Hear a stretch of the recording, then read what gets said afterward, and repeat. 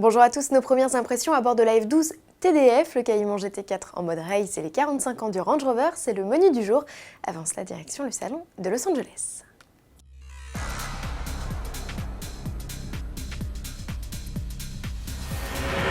C'est aujourd'hui que le salon de Los Angeles ouvre ses portes au public. Fiat 124 Speeder, Mini Cabrio, Coccinelle Dune et autres Evoque décapotables sont quelques-unes des nouveautés incontournables. Chez Volvo, on joue la carte de l'originalité. L'événement n'est pas l'occasion de présenter une voiture, mais un concept d'habitacle ultra futuriste. Nom de code 26, en référence au temps de trajet moyen pour se rendre sur son lieu de travail. L'idée est donc ici d'optimiser ses déplacements. Une pression sur un bouton suffit à faire disparaître le volant et transformer le poste de pilotage en un agréable bureau avec large écran tactile ou en un salon de détente. Tout est basé sur la conduite autonome sur laquelle travaille activement le constructeur. Les efforts déployés par Volvo dans ce domaine et la mise en place d'une plateforme évolutive lui permettent aujourd'hui d'affirmer qu'il sera facile pour lui de donner réalité à ce nouveau concept à suivre. Et si vous aimez les créations futuristes, vous adorerez cette Fiat 500 électrique customisée à l'occasion du salon américain aux couleurs des Stormtroopers, les soldats d'élite de la galaxie Star Wars. Une création née de l'imagination de Lapo Elkann, héritier de l'Empire Fiat, et du savoir-faire d'Italia Garage Custom, un luxueux atelier de customisation créé par l'industriel italien il y a un petit mois. Toujours à propos d'Italie, parlons de Ferrari et de sa F12 TDF, ça j'étais hommage au Tour de France automobile. Le monstre au V12 de 780 chevaux a littéralement bluffé notre confrère de Sport Auto Laurent Chevalier qui a pu dompter en exclusivité la bête sur route et sur circuit. Écoutez.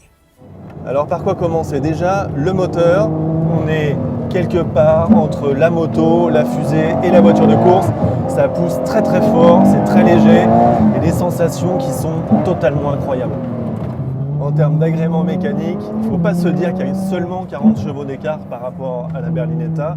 Il y a aussi un tempérament qui est complètement différent, beaucoup plus bestial, beaucoup plus sportif. C'est une vraie bête de course.